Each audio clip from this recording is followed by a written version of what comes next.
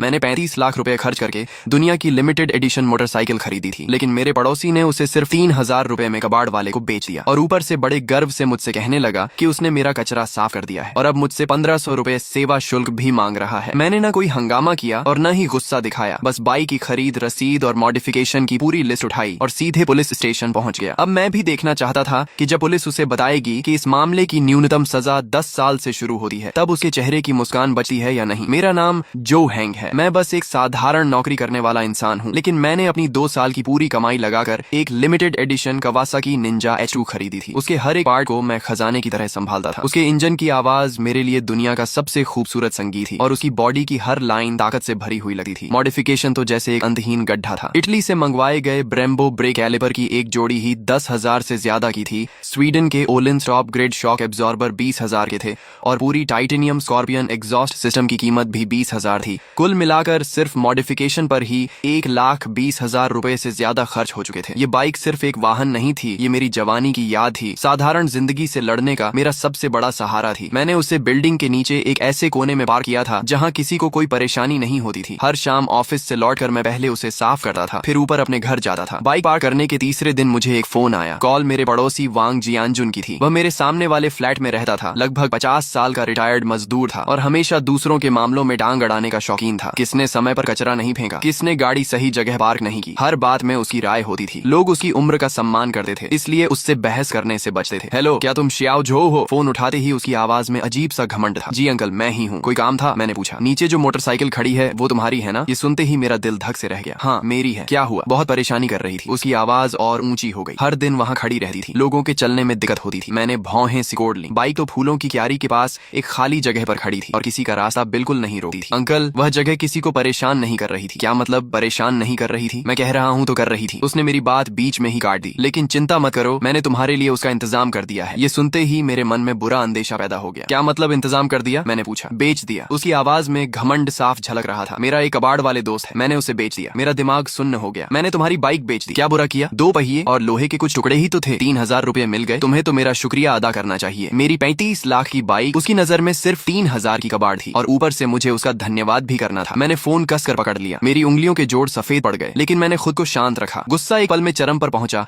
और अगले ही पल बर्फ जैसी ठंडी समझदारी में बदल गया। ऐसे लोगों पर चिल्लाना और बहस करना सबसे बेकार तरीका होता है। उसे क्या पता लिमिटेड एडिशन क्या होता है, ब्रेम्बो क्या होता है और ओलिंस क्या होता है। उसकी दुनिया में उसने मेरा कचरा साफ किया था और अच्छी कीमत पर बेचा था, इसलिए वही मेरा उपकार करने वाला था। श्याओ झो, चुप क्यों हो गए? खुशी के मारे बोलती बंद हो गई क्या? वह लगातार बोले जा रहा था। याद रखना, उन 3,000 में से आधे मेरे हैं। अगर मेरी पहचान नहीं होती तो तुम्हारी कबाड़ बाइक 1,000 में भी नहीं बिकी। मैंने आगे कुछ नहीं सुना। ठीक है अंकल, समझ गया। मैंने बिल्कुल शांत आवाज में इतना कहा और फोन काट दिया। कमरे में सन्नाटा छा गया। खिड़की से आती धूप भी आंखों में चुभ रही थी। मैं अपने स्टडी रूम में गया और दराज खोली। अंदर फाइलों का एक बड़ा ढेर रखा था। 23 लाख रुपए की खरीद रसीद, 12 लाख रुपए की मॉडिफिकेशन लिस्ट, हर आइटम का ब्रांड, मॉडल, प्राइस और परचेज डेट साफ साफ दर्ज था। मैंने सभी प्रिंटेड दस्तावेज एक साथ करीने से जमा किए। कुल 37 पन्ने थे। मैं उन फाइलों को शांत नजरों से देखता रहा। मेरी आंखें गहरे पानी की तरह स्थिर थीं। वांग जियानजुन, ये रास्ता तुमने खुद चुना है। अगर तुम्हें लगता है कि उसकी कीमत सिर्फ 3,000 है, तो अब कानून तुम्हें बताएगा कि उसकी असली कीमत कितनी है। अगले दिन मैंने ऑफिस से छुट्टी ली, फाइलों का मोटा बंडल उठाया और घर के पास वाले पुलिस स्टेशन पहुंच गया। वहां मेरी मुलाकात एक युवा पुलिस अधिकारी ली से हुई। कॉमरेड, क्या समस्या है? उन्होंने मुझे पानी का गिलास देते हुए पूछा। ऑफिसर, मैं रिपोर्ट दर्ज करवाने आया हूँ। मेरी मोटरसाइकिल चोरी हो गई है। अधिकारी ली ने सिर हिलाया और रिपोर्ट बुक निकाल ली। नाम, पहचान पत्र, नंबर, मैंने सारी जानकारी दे दी। अब बताइए, बाइक कब और कहाँ से गायब हुई? कल दोपहर मेरे घर के नीचे से। कौन सा मॉडल था? कितने समय से आपके पास थी? खरीद की रसीद है? अधिकारी ली लगातार सवाल पूछते हुए नोट्स लेते जा रहे थे। उनके लिए मोटरसाइकिल या इलेक्ट्रिक स्कूटर चोरी होना एक आम मामला था। Kawasaki Ninja H2 limited edition. Oh Kawasaki, उन्होंने सिर हिलाया, लेकिन साफ था कि उन्हें इस मॉडल की असली कीमत का अंदाजा नहीं था। रसीद और बाकी सारे दस्तावेज मेरे पास हैं। मैंने हाथ में पकड़ी फाइल उनके सामने रखी। फाइल काफी मोटी थी, जिसे देखकर वे थोड़ा हैरान हुए। उन्होंने सबसे ऊपर रखी खरीद रसीद उठाई। जैसे ही उनकी नजर 23 लाख रुपए की रकम पर पड़ी, उनका हाथ अचानक रुक गया। उन्होंने सिर उठाकर मुझे दोबारा गौर से देखा। उनकी आंखों में हैरानी साफ दिखाई दे रही थी। कॉमरेड, क्या आपको यकीन है कि यह रसीद असली है? बिल्कुल। मैंने अपना पहचान पत्र और खरीद अनुबंध भी उनके सामने रख दिया। मालिक की सारी जानकारी मेरी है, आप जांच कर सकते हैं। अधिकारी ली का चेहरा गंभीर हो गया। उन्होंने फाइल उठाई और एक एक पन्ना ध्यान से पलटना शुरू कर दिया। ब्रेम्बो ब्रेक कैलिपर की कीमत 12,000 थी। ओलिंस का रियर शॉक एब्जॉर्बर 21,000 का था और स्कॉर्पियन की पूरी एग्जॉस्ट सिस्टम 33,000 की थी। जैसे जैसे अधिकारी ली पन्ने पलटे गए, उनकी गति धीमी होती गई और चेहरे का भाव भी गंभीर होता चला गया। जब वे आखिरी पन्ने तक पहुंचे और कुल रकम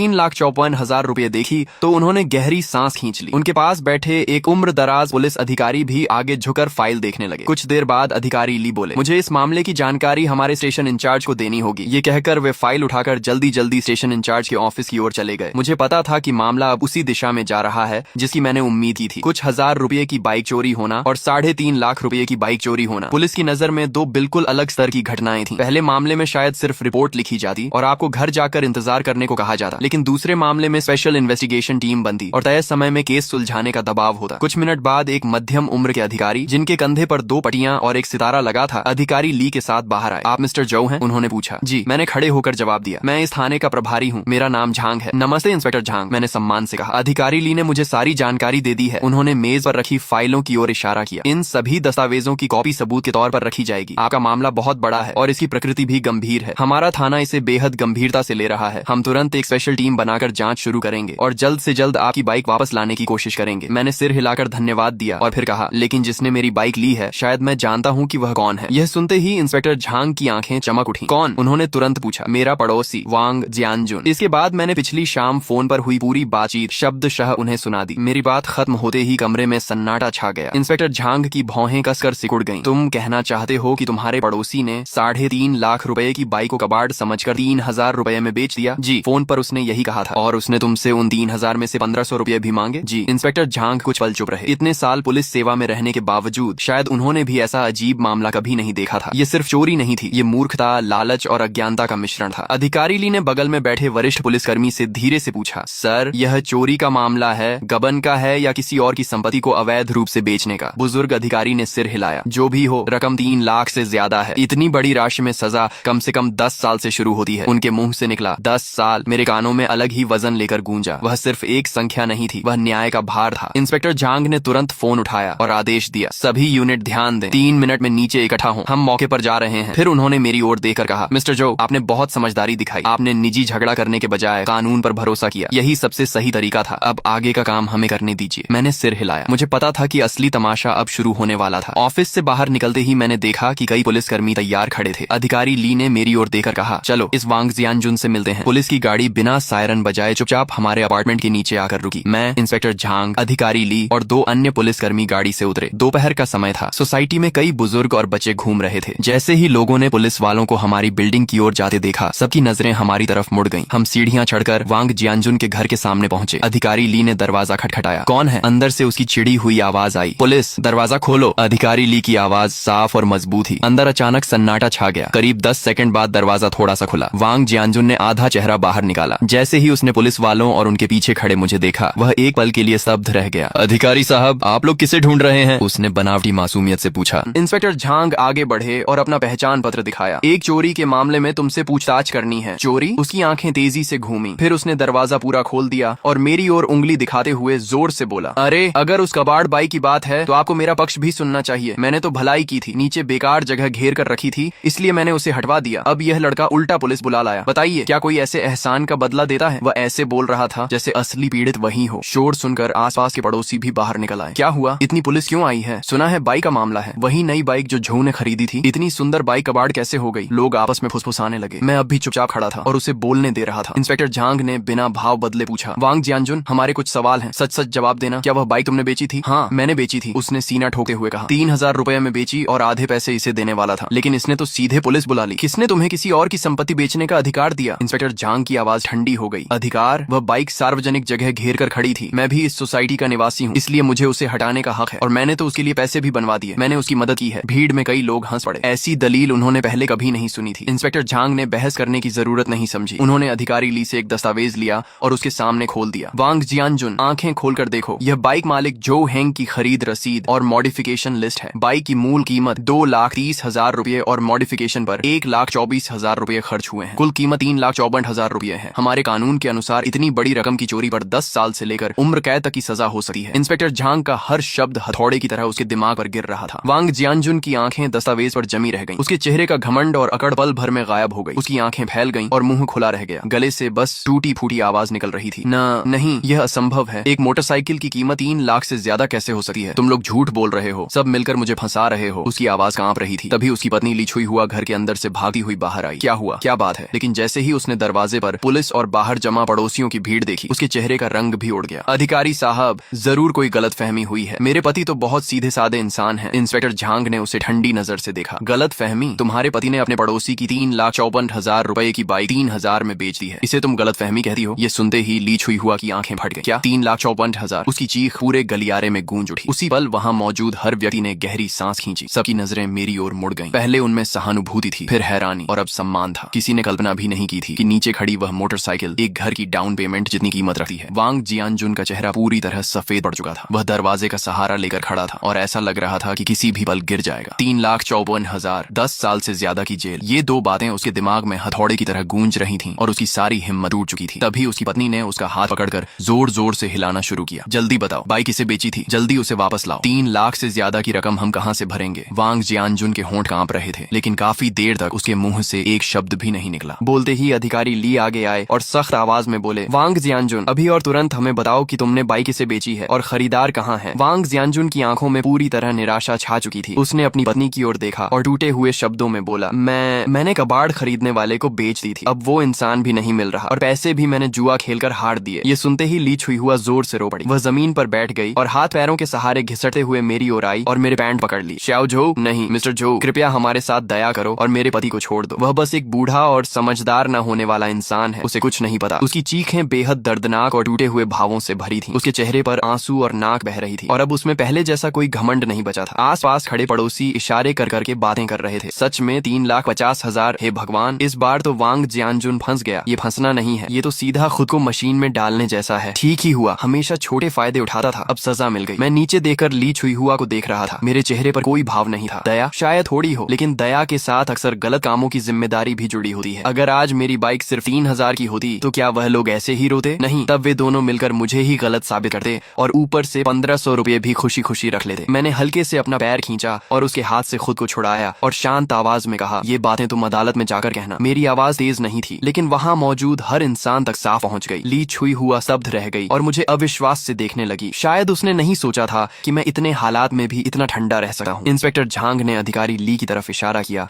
और ली और एक अन्य पुलिसकर्मी आगे आए और वांग जियानजुन को दोनों तरफ से पकड़ लिया। वांग जियानजुन, तुम पर चोरी का आरोप है, अब तुम्हें कानून के तहत पूछताछ के लिए थाने ले जाया जाता है, उन्होंने कहा और ठंडी हथकड़ी उसकी कलाई पर लगा दी। हथकड़ी की क्लिक आवाज उसके पूरे जीवन के अहंकार का अंतिम फैसला जैसी लग रही थी। वांग जियानजुन पूरी तरह टूट गया। उसे लगभग घसीटे हुए ले जाया जा रहा था और वह बड़बड़ा रहा था, नहीं, ऐसा नहीं हो सकता। ये 3 लाख से ज्यादा कैसे हो सकती है? ली छुई हुआ आगे भागने की कोशिश करने लगी, लेकिन एक महिला पुलिसकर्मी ने उसे रोक दिया। आप लोग उसे नहीं पकड़ सकते, वह बूढ़ा है, उसकी तबीयत ठीक नहीं है। इंस्पेक्टर झांग ने गंभीर आवाज में कहा, यह कानून का राज्य है, यहाँ उम्र का बहाना नहीं चलता। उसने अपराध किया है, उसे जिम्मेदारी लेनी होगी। अब रोना बंद करो और सबसे पहले उस खरीदार को ढूंढने की कोशिश करो और बाइक वापस लाओ। यही तुम्हारे पास सजा कम करने का एकमात्र रास्ता है। इसके बाद वह मेरी तरफ मुड़े और बोले, मिस्टर जो, आप भी हमारे साथ थाने चलकर बयान दीजिए। मैंने सिर हिलाया और हम सब लोगों की भीड़ के सामने नीचे उतर आए। नीचे पहले से ही पूरी सोसाइटी जमा थी। जैसे ही लोगों ने वांग जियानजुन को हथकड़ी में बाहर आते देखा, भीड़ में हलचल मच गई। मैं पीछे पीछे चल रहा था, मेरा चेहरा शांत था। मैंने लोगों की बातें सुनी। ये लड़का तो बहुत सख्त निकला, कोई रहम नहीं किया। सख्त क्या? अगर तुम्हारी 30 लाख की चीज होती तो तुम क्या करते? सही किया, ऐसे आदमी पर नरमी नहीं होनी चाहिए। मैं लगभग हंस ही पड़ा। सच में, जैसा बाप वैसा बेटा। उसके बाप ने 35 लाख की बाइक को 3,000 में बेच दिया और उसे लगता है कि 5,000 युआन देकर सब कुछ निपटा देगा। तुम्हें लगता है मेरी बाइक की कीमत सिर्फ 5,000 है? एक मोटरसाइकिल की आखिर कितनी कीमत होगी? 5,000 कम नहीं होते। वांग बिन की आवाज बेहद अधीर थी। ज्यादा नखरे मत दिखाओ, मैं बता रहा हूँ, अगर मेरे पापा को कुछ भी हुआ तो तुम्हारा भी अच्छा नहीं होगा। यह एक खुली धमकी थी। मुझे गुस्सा नहीं आया, बल्कि मैं मुस्कुरा दिया। ठीक है, मैं इंतजार करूंगा। और हाँ, तुम्हें एक बात याद दिला दूं, तुम्हारी ये कॉल कंप्लेनेंट को धमकाने और जुडिशियल फेयरनेस में बाधा डालने के दायरे में आती है और मैंने पूरी रिकॉर्डिंग भी कर रखी है। इतना कहकर मैंने सीधे फोन काट दिया। फोन के दूसरी तरफ वांग बिन का चेहरा शायद हरा पड़ गया होगा। मैंने मोबाइल की रिकॉर्डिंग स्टेशन इंचार्ज झांग के सामने चला दी। झांग साहब का चेहरा तुरंत इतना गंभीर हो गया मानो उससे पानी टपकने लगे। बहुत बढ़िया, क्या परिवार है। बूढ़ा अज्ञान और बेखौफ, छोटा घमंडी और दबंग, ये लोग खुलेआम कानून को चुनौती दे रहे हैं। उन्होंने वॉकी टॉकी उठाया और ठंडी आवाज में आदेश दिया, टेक्निकल टीम, अभी इसी नंबर की लोकेशन ट्रेस करो। एक्शन टीम तैयार रहे। आज मैं पूरे परिवार को सीधा अंदर भेजूंगा। सीसीटीवी फुटेज जल्दी ही निकाल ली गई। झांग साहब के गुस्से की वजह से पुलिस स्टेशन की एफिशिएंसी अपने चरम पर पहुंच गई थी। कॉलोनी के गेट वाले कैमरे में कल दोपहर का दृश्य साफ दिखाई दे रहा था। एक पुरानी इलेक्ट्रिक 3 व्हीलर एक तिरपाल से ढकी मोटरसाइकिल को लादे धीरे धीरे इलाके से बाहर निकल रही थी। हालांकि बाइक ढकी हुई थी, लेकिन उसका खास शेप और साइज साफ बता रहा था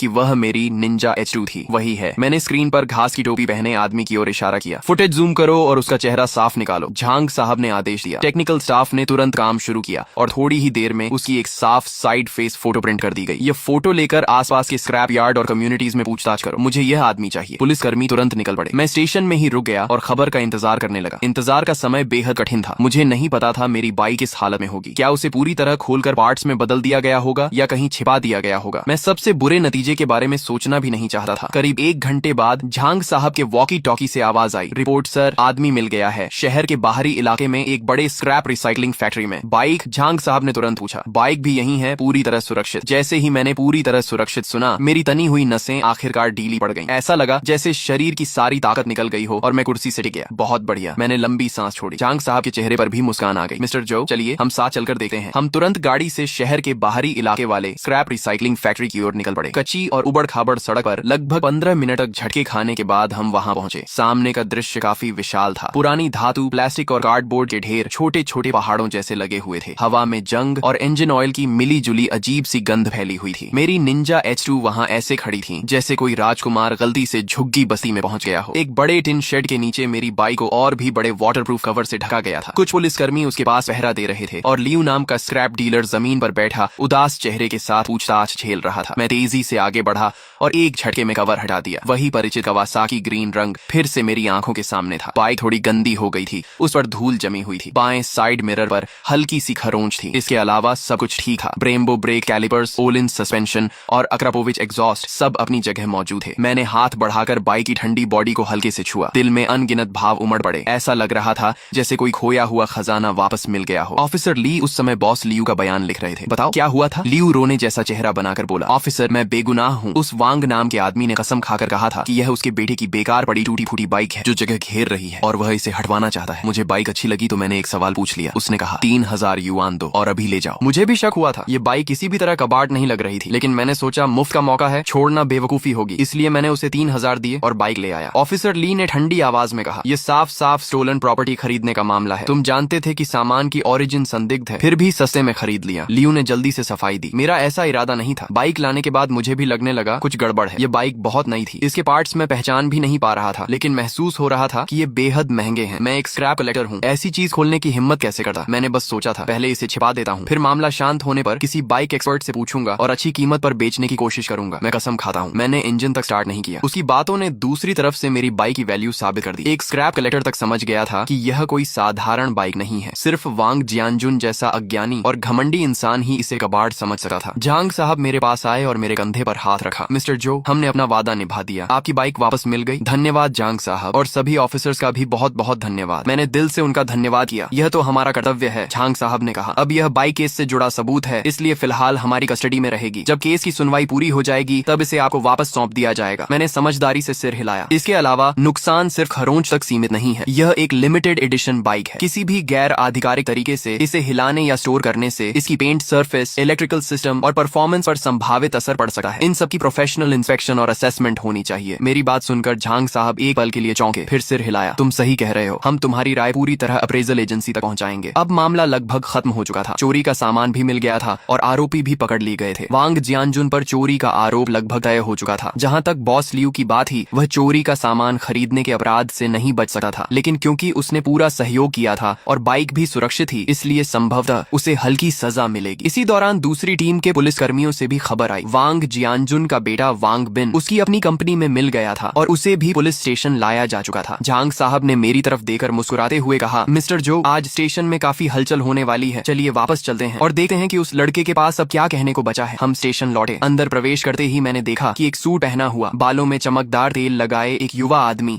इंतजार वाली कुर्सी पर अधीरता से बैठा हुआ था। वह वांग बिन था। उसके बगल में ली छुई हुआ रोते हुए उससे कुछ कह रही थी। जैसे ही उसने मुझे देखा, वह तुरंत खड़ा हुआ और तेजी से मेरी तरफ आया। तुम ही जो हेंग हो? उसने मुझे ऊपर से नीचे तक देखा। उसकी आंखों में तिरस्कार भरा हुआ था। मैं तुम्हें आखिरी मौका देता हूँ, 1 लाख युआन लेकर मामला खत्म कर दो, वरना मैं तुम्हें इस शहर में जीना मुश्किल कर दूंगा। मैंने उसकी तरफ देखा और मुझे हंसी आ गई। उसे अभी तक समझ ही नहीं आया था कि स्थिति क्या है, या फिर यूं कहें कि अपनी पूरी जिंदगी में वह पैसे और रुतबे से हर समस्या हल करता आया था। उसे लगता था कि 1 लाख युआन और एक धमकी मुझे झुका देगी। तुम वांग बिन हो सही, मैंने शांत स्वर में कहा। बोलने से पहले मैं तुम्हें 2 कानूनी बातें समझने की सलाह दूंगा। पहली, विशेष रूप से बड़ी राशि वाली चोरी किसे कहते हैं। दूसरी, क्रिमिनल केस में पब्लिक प्रोसिक्यूशन प्रिंसिपल क्या होता होता है। क्रिमिनल केस ऐसा मामला नहीं है जिसे तुम चाहो तो निजी समझौते से खत्म कर दो। मेरी बात सुनकर वांग बिन का चेहरा सख्त हो गया। उसे उम्मीद नहीं थी कि मैं उससे कानून की बात करूंगा। तुम मुझे ये सब मत सिखाओ। तुम्हें बस ज्यादा पैसे चाहिए। इतना दिखावा क्यों कर रहे हो? 2 लाख युआन, यह मेरी आखिरी सीमा है। अगर अब भी नहीं माने तो मुझे कठोर कदम उठाने पड़ेंगे। तभी पीछे से झांग साहब आ गए। उनका चेहरा बेहद गंभीर था। वांग बिन, उनकी आवाज ज्यादा ऊंची नहीं थी लेकिन अधिकार से भरी हुई थी। ये पुलिस स्टेशन है, तुम्हारी कंपनी नहीं। यहाँ शिकायतकर्ता को धमकाने की हिम्मत तुम्हें किसने दी? झांग साहब के कंधे पर लगे पुलिस रैंक को देकर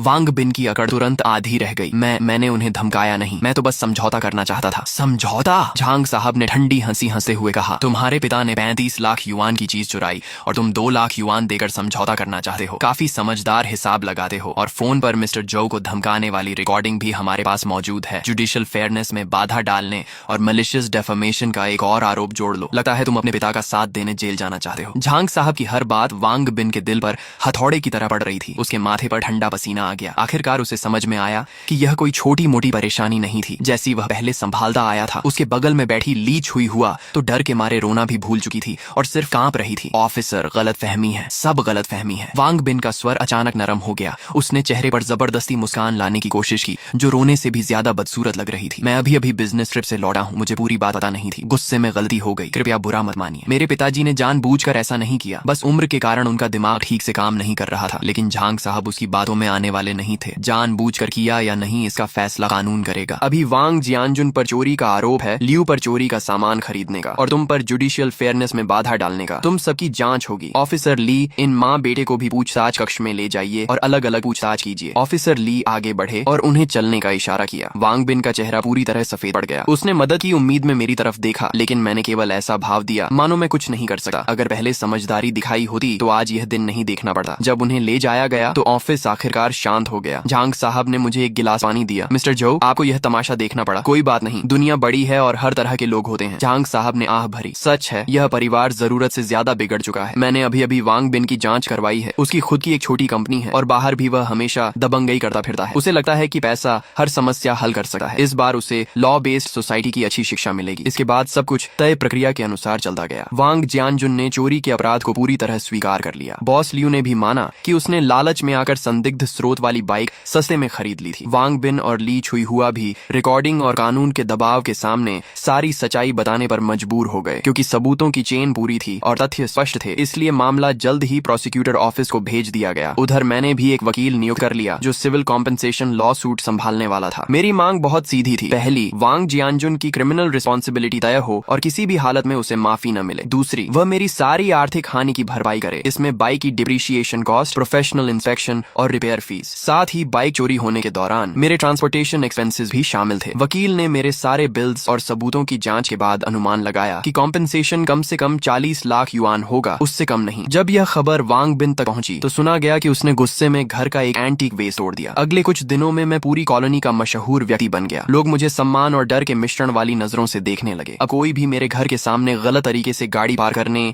या सीढ़ियों में कचरा फेंकने की हिम्मत नहीं करता था। पूरी कॉलोनी का माहौल जैसे अचानक सुधर गया था। दूसरी तरफ वांग जियानजुन का परिवार सबकी नजरों में गिर चुका था। वे तरह तरह के तरीके अपनाने लगे। पहले रिश्तेदारों और दोस्तों के जरिए मुझसे सिफारिश करवाने की कोशिश की लेकिन मैं किसी से नहीं मिला। बाद में वांग बिन ने पैसे से मामला खत्म करने की कोशिश की। उसने कॉम्पेंसेशन की रकम 20 लाख से बढ़ाकर 30 लाख और फिर 35 लाख कर दी। लेकिन मैंने अपने वकील से हर बार साफ इनकार करवा दिया। ये पैसे का मामला नहीं था बल्कि सिद्धांत का था। कुछ लोगों को एक बार इतनी जोर से चोट पहुंचानी पड़ती है कि वे जिंदगी भर सम्मान करना सीख जाएं। जब उन्हें लगा कि कोई रास्ता नहीं बचा है तो ली छुई हुआ हर किसी के सामने रो रो कर कहने लगी कि मैं निर्दयी हूँ और उनके पूरे परिवार को बर्बाद करना चाहता हूँ। कुछ ऐसे बुजुर्ग जो सच्चाई नहीं जानते थे या हमेशा बीच बचाव करना चाहते थे, वे भी मेरी आलोचना करने लगे। मॉरल किडनैपिंग हमेशा कुछ लोगों का सबसे सस्ता हथियार होता है, लेकिन मैंने किसी से बहस नहीं की। मैंने चुपचाप एक दस्तावेज प्रिंट किया और बिल्डिंग के नोटिस बोर्ड पर चिपका दिया। वह प्रोसिक्यूटर ऑफिस द्वारा जारी किया गया वांग जियानजुन का अरेस्ट अप्रूवल नोटिस था। उसके नीचे मैंने अपने हाथ से एक पंक्ति लिखी थी, अज्ञानता अपराध से बचने का बहाना नहीं है, कानून के सामने सभी बराबर हैं। नोटिस बोर्ड के सामने मेरी वह घोषणा। उस अरेस्ट अप्रूवल नोटिस की फोटोकॉपी किसी भी बहस या सफाई से कहीं ज्यादा ताकतवर साबित हुई। जो पड़ोसी पहले मुझे बड़ा दिल रखने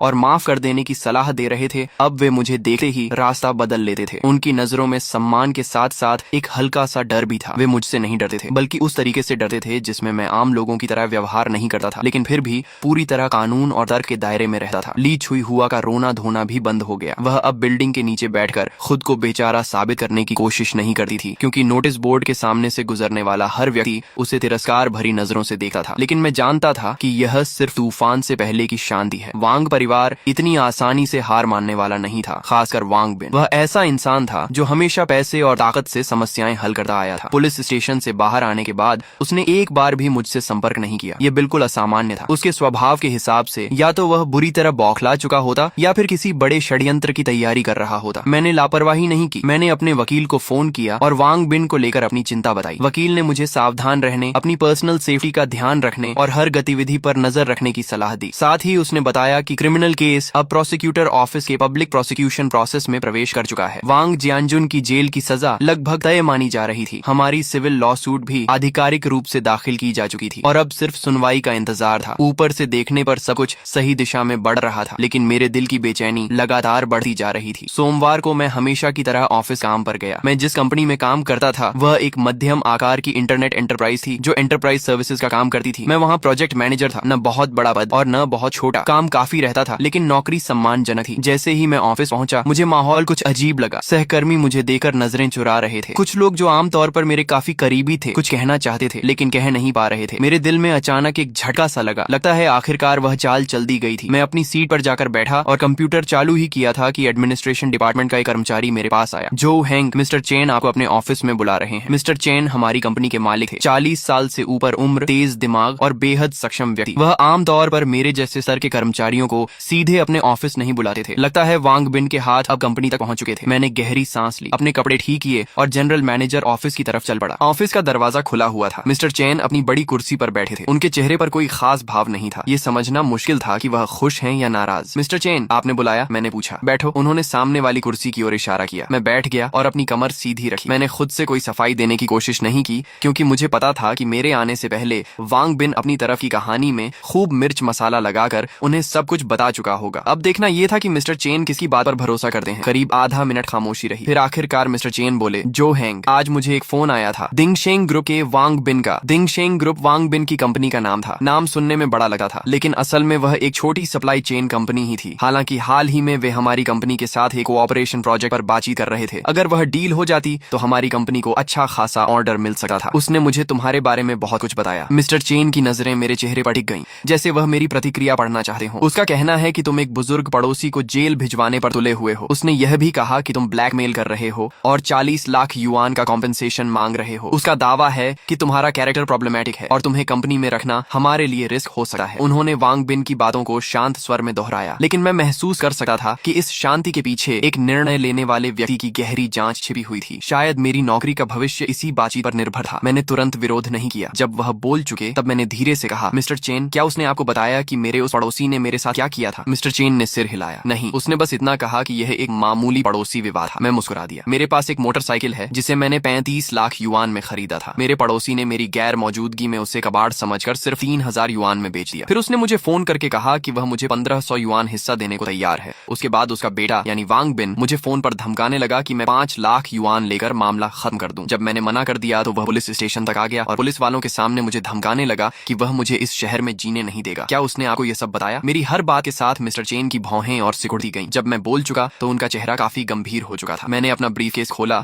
और वही दस्तावेज निकाले जो पहले पुलिस को दिए थे। बाइक की परचेस इनवॉइस, मॉडिफिकेशन लिस्ट और इंपोर्ट कस्टम्स डिक्लेरेशन। मैंने उन्हें धीरे से उनकी मेज पर रख दिया। फिर मैंने अपना मोबाइल निकाला और एक रिकॉर्डिंग चला दी। मैं बता रहा हूँ, अगर मेरे पापा को कुछ हुआ तो तुम्हारा भी अच्छा नहीं होगा। वांग बिन की घमंडी आवाज शांत ऑफिस में बेहद कर्कश लग रही थी। अब मिस्टर चेन के चेहरे को सिर्फ खराब नहीं कहा जा सकता था, वह पूरी तरह सख्त और गंभीर हो चुका था। उन्होंने मेज पर रखे दस्तावेज तेजी से पलटने शुरू किए। जब उनकी नजर उन महंगे मॉडिफिकेशन पार्ट्स की सूची पर गई तो उनकी आंखों में हैरानी की झलक दिखी। रिकॉर्डिंग खत्म होने के बाद उन्होंने सिर उठाकर मेरी तरफ देखा। उनकी नजरें बदल चुकी थीं। जो हैंग, तो तुम भी एक एंथुसियास्ट हो? मैं एक पल के लिए चौंका, लेकिन फिर समझ गया। मिस्टर चेन, क्या आपको भी गाड़ियों का शौक है? मिस्टर चेन मुस्कुराए। वह उठकर ऑफिस के एक कोने में रखी अलमारी तक गए और उसका दरवाजा खोला। अंदर फाइलें नहीं बल्कि कई शानदार कार मॉडल्स रखे हुए थे। उनमें से एक पोर्श 911 GT3 का मॉडल भी था। जब मैं जवान था तब मुझे भी गाड़ियों का बहुत शौक था। बाद में उम्र बढ़ी और समय कम हो गया। अब बस यही मॉडल्स बची हुई यादें हैं। उन्होंने पोर्श मॉडल उठाया और हल्के से उसकी धूल साफ की। Brembo brakes, all in suspension, इन चीजों के पीछे दो तरह के लोग पागल होते हैं। या तो बिना सोचे समझे दिखावा करने वाले, या फिर वे लोग जिन्हें मशीनों और परफॉर्मेंस से सच्चा प्यार होता है। मुझे लगता है तुम दूसरी श्रेणी में आते हो। ये कहते हुए वह मेरी ओर मुड़े। तुमने इस मामले को बहुत अच्छी तरह संभाला, मूर्खता और घमंड का सामना हमेशा सबसे शांत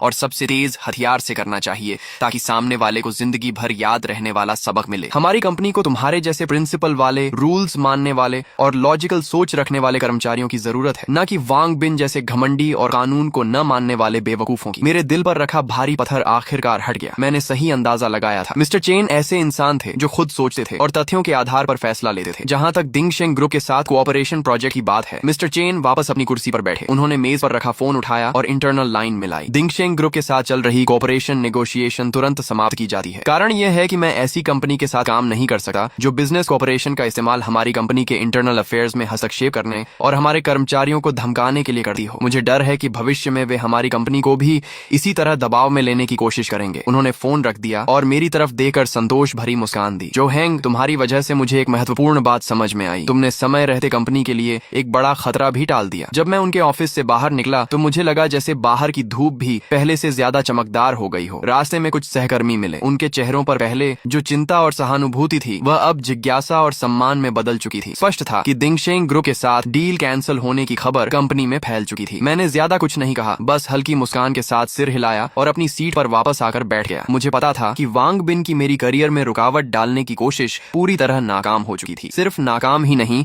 उसने खुद अपने पैरों पर कुल्हाड़ी मार ली थी। उस जैसी छोटी कंपनी के लिए हमारी कंपनी एक बहुत महत्वपूर्ण पोटेंशियल क्लाइंट थी। यह कॉन्ट्रैक्ट होना उसके लिए निश्चित रूप से भारी नुकसान था। उसी शाम मेरे वकील का फोन आया। मिस्टर जो, आपको एक अच्छी खबर दूं, आपकी बाइक की डैमेज असेसमेंट रिपोर्ट आ गई है और नतीजे हमारी उम्मीद से भी बेहतर हैं। उनकी आवाज में उत्साह साफ झलक रहा था। कैसे? मैंने पूछा। असेसमेंट एजेंसी ने बहुत प्रोफेशनल काम किया है। उन्होंने सिर्फ साइड मिरर की स्क्रैच रिपेयर कॉस्ट का ही आकलन नहीं किया, बल्कि हमारे उस तर्क को भी स्वीकार किया है कि लिमिटेड एडिशन व्हीकल को गैर आधिकारिक तरीके से हिलाने और स्टोर करने से संभावित नुकसान हो सकता है। रिपोर्ट में कहा गया है कि बाइक को गैर पेशेवर लोगों द्वारा गैर पेशेवर उपकरणों से ट्रांसपोर्ट किया गया और खराब माहौल में रखा गया, जिससे उसकी पेंट सरफेस पर कई सूक्ष्म स्क्रैचेस आई हैं जो सामान्य आंखों से दिखाई नहीं देती। साथ ही उसके प्रिसीजन इलेक्ट्रॉनिक सिस्टम्स में नमी और धूल जमा होने का भी जोखिम पैदा हुआ है। रिपोर्ट में पूरे वाहन की highest standard deep cleaning, maintenance और सिस्टम इंस्पेक्शन की सिफारिश की गई है। इन सभी खर्चों को जोड़ने पर डायरेक्ट इकोनॉमिक लॉस 48,000 युआन आंका गया है। उन्होंने थोड़ी देर रुकर आगे कहा, और यह तो सिर्फ शुरुआत है, इसमें वह हिडन लॉस शामिल नहीं है जो बाइक की चोरी की घटना के कारण सेकंड हैंड मार्केट वैल्यू में कमी के रूप में हुआ है। इस पर भी एक्सपर्ट्स ने ओपिनियन दिया है और अनुमान लगाया है कि बाइक की कीमत में 10% से 15% तक की गिरावट आई है। यानी सिर्फ वाहन के नुकसान के आधार पर ही हम कम से कम 80,000 युआन से अधिक कॉम्पेंसेशन क्लेम कर सकते हैं। मैं उनकी बात सुनते हुए मन ही मन उनकी प्रोफेशनलिज्म की और भी ज्यादा इज्जत करने लगा। वास्तव में प्रोफेशनल काम हमेशा प्रोफेशनल्स को ही सौंपना चाहिए, लेकिन वकील अभी रुके नहीं। और यह सबसे महत्वपूर्ण बात भी नहीं है। सबसे महत्वपूर्ण यह है कि यह रिपोर्ट क्रिमिनल केस की सेंटेंसिंग बेसिस के रूप में प्रोसिक्यूटर ऑफिस को भेजी जाएगी। पहले क्योंकि बाइक बरामद हो गई थी, इसीलिए कोर्ट सजा तय करते समय कुछ नरमी बरत सकता था, लेकिन अब जब यह साबित हो गया है कि इस घटना ने गंभीर परिणाम पैदा किए हैं, तो वांग जियानजुन का अपराध और मजबूत हो गया है। मुझे लगता है कि 10 साल से ज्यादा की सजा से वह बच नहीं पाएगा। फोन कटने के बाद मेरे मन में मिश्रित भावनाएं थीं। मैं कोई क्रूर इंसान नहीं था और न ही किसी को बर्बाद करने में मुझे आनंद आता था, लेकिन जिस क्षण वांग जियानजुन ने मेरी बाइक बेच दी थी, उसी क्षण उसने अपने लिए सबसे गंभीर परिणाम तय कर लिए थे। अज्ञानता और मूर्खता कभी भी अपराध से बचने का बहाना नहीं बन सकती। अगले कुछ दिनों तक वांग बिन पूरी तरह गायब रहा। मुझे खबर मिली कि दिंगशेंग ग्रुप की कैश फ्लो चेन में कुछ समस्याएं आने लगी हैं। मिस्टर चेन अपने बिजनेस सर्कल में काफी प्रभावशाली व्यक्ति थे। उन्होंने खुलकर कह दिया था कि वांग बिन का कैरेक्टर खराब है और उसके काम करने का कोई बॉटम लाइन नहीं है। नतीजतन कई कंपनियां जो पहले उसके साथ काम करने पर विचार कर रही थीं, अब रिस्क असेसमेंट दोबारा करने लगी थी। बटरफ्लाई इफेक्ट धीरे धीरे सामने आने लगा था। शायद वांग बिन इस समय इतनी समस्याओं में घिर चुका था कि मेरे पीछे पड़ने का समय ही नहीं बचा था। उधर ली छुई हुआ ने भी मानो किस्मत के आगे हार मान ली थी। वह न तो फिर कभी दिखाई दी और न ही किसी को सिफारिश के लिए भेजा। दुनिया का नियम ही यही है, जब आप पर्याप्त दृढ़ता और सिद्धांत दिखाते हैं तो परेशान करने वाले लोग अपने आप दूर हो जाते हैं। सिविल लॉ सूट की सुनवाई 1 महीने बाद तय हुई, जबकि वांग जियानजुन का क्रिमिनल ट्रायल उससे पहले शुरू हो गया। सुनवाई वाले दिन मैं विक्टिम के रूप में कोर्ट में मौजूद था। वहां मैंने एक बार फिर वांग जियानजुन को देखा। सिर्फ 1 महीने के भीतर वह जैसे 10 साल बूढ़ा हो गया था। उसके आधे से ज्यादा बाल सफेद हो चुके थे, पीठ झुक गई थी और उसकी आंखों में डर और निराशा साफ दिखाई दे रही थी। जब प्रोसिक्यूटर ने इंडाइटमेंट पढ़ना शुरू किया और विस्तार से बताया कि उसने मेरी मोटरसाइकिल को कैसे अवैध रूप से बेचा और कैसे उसे गंभीर नुकसान पहुंचाया, तो उसका पूरा शरीर कांपने लगा। जब मेरे वकील ने 35 लाख युआन की परचेस इनवॉइस और लगभग 50,000 युआन की डैमेज रिपोर्ट सबूत के रूप में पेश की, तो कोर्ट रूम रूम में बैठे लोगों ने हैरानी से सांस खींच ली। वांग जियानजुन का डिफेंस लॉयर यह साबित करने की कोशिश कर रहा था कि उसके पास चोरी करने की सब्जेक्टिव इंटेंट नहीं थी और यह सिर्फ अज्ञानता में हुई गलती थी, लेकिन लोहे जैसे मजबूत सबूतों के सामने ये दलीलें बेहद कमजोर लग रही थीं। फिर जज ने पूछा, प्रतिवादी, क्या आपको अपने किए पर पछतावा है? वांग जियानजुन ने सिर उठाकर मेरी तरफ देखा। उसकी धुंधली आंखें कांप रही थीं। मैं गलत था, मैं सचमुच गलत था। मुझे आपकी बाइक को हाथ नहीं लगाना चाहिए था। मुझे थोड़े से पैसे के लालच में नहीं पड़ना चाहिए था। उसकी आवाज भर्रा गई थी। ये पहली बार था जब मैंने उसके चेहरे पर सच्चा पछतावा देखा, लेकिन अब बहुत देर हो चुकी थी। कोर्ट कोई सब्जी मंडी नहीं होती और न्याय कोई ऐसी चीज नहीं होती जिस पर मोल भाव किया जा सके। फाइनल स्टेटमेंट के समय मैंने बोलने से इनकार कर दिया क्योंकि मुझे लगा अब कुछ कहने की जरूरत नहीं है। तथ्य खुद सब कुछ बता चुके थे। फिर जज ने फैसला सुनाया। प्रतिवादी वांग जियानजुन चोरी के अपराध का दोषी पाया जाता है। अपराध की राशि अत्यंत बड़ी है और इसके गंभीर परिणाम हुए हैं। तथ्य स्पष्ट हैं और सबूत पर्याप्त हैं। अपराध की परिस्थितियों तथा पश्चाताप को ध्यान में रखते हुए उसे 11 वर्ष के फिक्स टर्म इम्प्रिजनमेंट, 3 वर्ष के पॉलिटिकल राइट्स डिप्रीवेशन और 50,000 युआन के फाइन की सजा दी जाती है। फैसला सुनते ही वांग जियानजुन की आंखें पलट गईं और वह सीधे प्रतिवादी की सीट पर ढह गया। दर्शक दीर्घा के कोने से ली छुई हुआ की दिल दहला देने वाली चीख सुनाई दी। मैं शांतिपूर्वक खड़ा हुआ, पीछे मुड़कर नहीं देखा और कोर्ट रूम से बाहर निकल गया। बाहर आसमान बेहद नीला था। मैं जानता था कि वांग जियानजुन का फैसला अब समाप्त हो चुका है, लेकिन वांग बिन और उसके पूरे परिवार की असली परीक्षा अभी शुरू हुई थी। सिविल कॉम्पेंसेशन के 40 लाख युआन अभी भी उनके सिर पर बाकी थे। फैसले के बाद वांग परिवार की दुनिया पूरी तरह बिखर गई। 11 साल की जेल किसी 50 वर्ष से अधिक उम्र के व्यक्ति के लिए क्या मायने रखती है, यह बताने की जरूरत नहीं थी। सुना कि ली छुई हुआ गंभीर रूप से बीमार पड़ गई और आधे महीने से ज्यादा अस्पताल में रही। उधर वांग बिन के सामने और भी बड़ी समस्या खड़ी हो गई। उसके पिता पर 50,000 युआन का फाइन लगाया गया था और मेरी 400,000 युआन की सिविल कॉम्पेंसेशन केस भी समय पर सुनवाई के लिए पहुंच गई। कोर्ट में वांग बिन के वकील ने कॉम्पेंसेशन अमाउंट कम करवाने की पूरी कोशिश की। उन्होंने वाहन को नुकसान पहुंचने की बात तो मानी,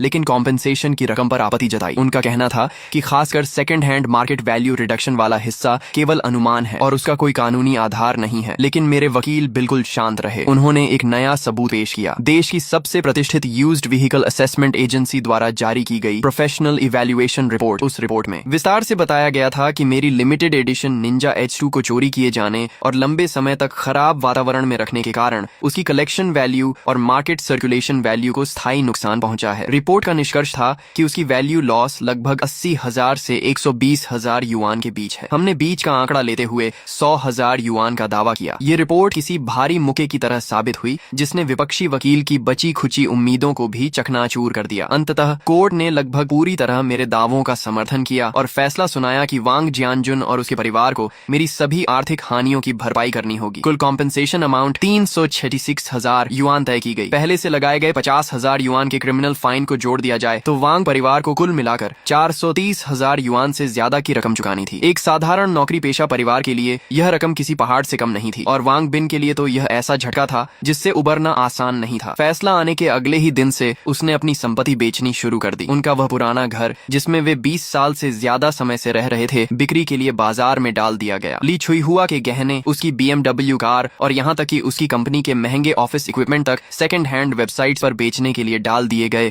फिर भी इतनी बड़ी रकम जुटाने में उसकी कमर टूट गई। दिंगशेंग ग्रुप पहले ही हमारी कंपनी का ऑर्डर खोने के बाद मुश्किल में था। अब मालिक खुद मुकदमों में घिरा हुआ था और कंपनी की पूंजी भी लगभग खत्म हो चुकी थी। जल्द ही कंपनी की हालत इतनी खराब हो गई कि उसका संचालन मुश्किल हो गया। जब दीवार गिरती है तो हर कोई धक्का देने आ जाता है। जिन कंपेटिटर्स को उसने पहले परेशान किया था और जिन सप्लायर्स के पैसे उसने रोक रखे थे, वे सभी एक एक करके उसके पीछे पड़ गए। 2 महीने भी नहीं बीते थे कि दिंगशेंग ग्रुप ने आधिकारिक रूप से बैंकरप्सी लिक्विडेशन की घोषणा कर दी। जो वांग बिन कभी सबकी नजरों में सफल प्रेसिडेंट वांग था, वह अब लोगों की नजरों में एक बदनाम डिफॉल्टर बन चुका था। इस दौरान उसने एक बार अपने वकील के माध्यम से मुझसे संपर्क किया। उसने अनुरोध किया कि मैं उसे कुछ अतिरिक्त समय दे दूं ताकि वह कॉम्पेंसेशन अमाउंट किस्तों में चुका सके। मैंने उसकी बात मान ली, लेकिन एक शर्त रखी। मैंने कहा कि उसे एक पब्लिक अपॉलॉजी लेटर लिखना होगा जिसमें वह पूरी सच्चाई बताए। उसके पिता की लालच और अज्ञानता, उसकी अपनी घमंड भरी हरकतें, मुझे धमकाने की कोशिश और जुडिशियल फेयरनेस में हस्तक्षेप करने के प्रयास, सब कुछ बिना छिपाए विस्तार से लिखना होगा और फिर उस माफीनामे को कॉलोनी के नोटिस बोर्ड पर पूरे 1 महीने तक लगाकर रखना होगा। वांग बिन काफी देर तक चुप रहा, लेकिन आखिरकार उसने यह शर्त मान ली क्योंकि उसके पास कोई दूसरा विकल्प नहीं था। कुछ दिनों बाद नोटिस बोर्ड पर लगी लाल रंग की अरेस्ट नोटिस के बगल में एक नई सफेद शीट दिखाई दी। वह वांग बिन का अपॉलॉजी लेटर था। उस पत्र के शब्द पश्चाताप और विनम्रता से भरे हुए थे। उसकी पंक्तियों में उस पुराने घमंडी वांग बिन की कोई झलक नहीं बची थी। कॉलोनी के लोग रोज वहाँ से गुजरते समय रुक कर उसे पढ़ते और फिर एक लंबी सांस भरते। ये किसी भी भाषण या सीख से कहीं ज्यादा प्रभावशाली चेतावनी थी। उसने सभी को एक बात सिखा दी, कभी किसी की सीमा लांघने की कोशिश मत करो और कानून की गरिमा को चुनौती देने की भूल मत करो, क्योंकि तुम कभी नहीं जानते कि तुम्हारे सामने दिखने वाला यह बिल्कुल साधारण सा पड़ोसी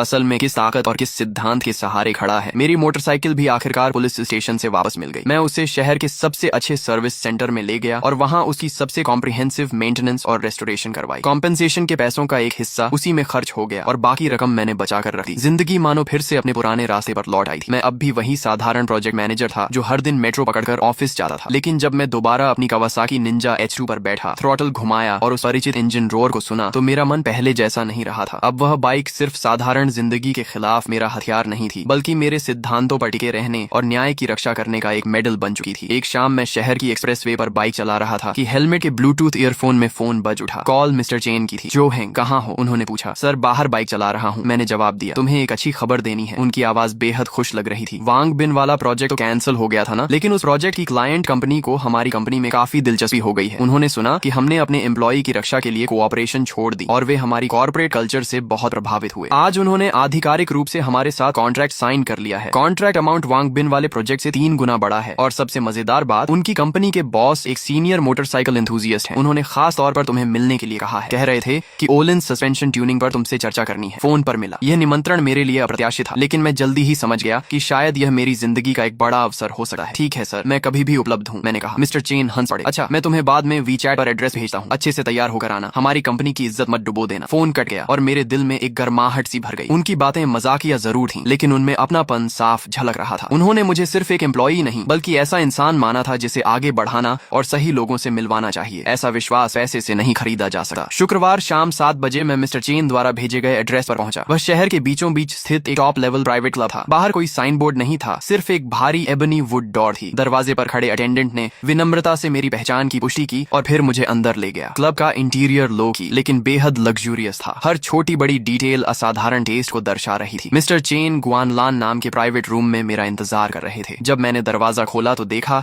कि वह लगभग 50 वर्ष के एक सज्जन व्यक्ति के साथ बड़ी खुशी से बातचीत कर रहे थे। उस व्यक्ति ने एक सलीकेदार चाइनीज ट्रेडिशनल जैकेट पहन रखी थी। उसका व्यवहार शालीन था, आंखें गहरी थीं और उसकी हर हरकत में एक सफल नेता की स्थिरता दिखाई देती थी। स्पष्ट था कि वही क्लाइंट कंपनी के चेयरमैन थे, मिस्टर चेन। मैंने आगे बढ़कर अभिवादन किया। ओह, जो हैंग आ गए। मिस्टर चेन तुरंत उठे और मुस्कुराते हुए बोले, आइए आपकी मुलाकात करवाता हूँ। ये हैं होंगयुएन टेक्नोलॉजी के चेयरमैन मिस्टर ली वेहान। और ली सर, यही हैं हमारी कंपनी के प्रोजेक्ट मैनेजर जो हैंग, जिनके बारे में मैंने आपको बताया था। नमस्ते ली सर, मैंने बिना झिझक हाथ बढ़ाया। तो तुम जो हैंग हो? ली वेहान मुस्कुराए और मजबूती से हाथ मिलाया। उनकी हथेली चौड़ी और ताकतवर थी। उनकी नजरों में उत्सुकता और प्रशंसा दोनों थी। तुम्हारे बारे में मिस्टर चेन ने सब बताया है। तुमने हालात को बहुत समझदारी से संभाला, हिम्मत भी है और दिमाग भी। तुम बड़े काम करने की क्षमता रखते हो। यह तारीफ पूरी तरह दिल से निकली हुई लग रही थी। आप ज्यादा तारीफ कर रहे हैं, मैंने विनम्रता से कहा। मैंने सिर्फ वही किया जो मुझे सही लगा। बहुत बढ़िया। ली वेहान जोर से हंसे। आजकल सही काम करते रहना ही अपने आप में एक दुर्लभ गुण है। आओ बैठकर आराम से बात करते हैं। डिनर का माहौल मेरी उम्मीद से कहीं ज्यादा सहज था। हमने बिजनेस की ज्यादा बात नहीं की। ली वेहान और मिस्टर चेन दोनों ने बड़ी स्वाभाविकता से बातचीत को हमारे साझा शौक यानी मोटरसाइकिल्स की ओर मोड़ दिया। सुना है तुम्हारे पास निंजा H2 है? ली वेहान ने पूछा। जी हाँ, मैंने जवाब दिया। उनकी आंखें चमक उठी। वह तो कमाल की मशीन है। भाई लोग, आज के लिए बस इतना ही। अगर इस वीडियो पर अच्छा रिस्पॉन्स आया और आप लोगों ने भरपूर सपोर्ट दिखाया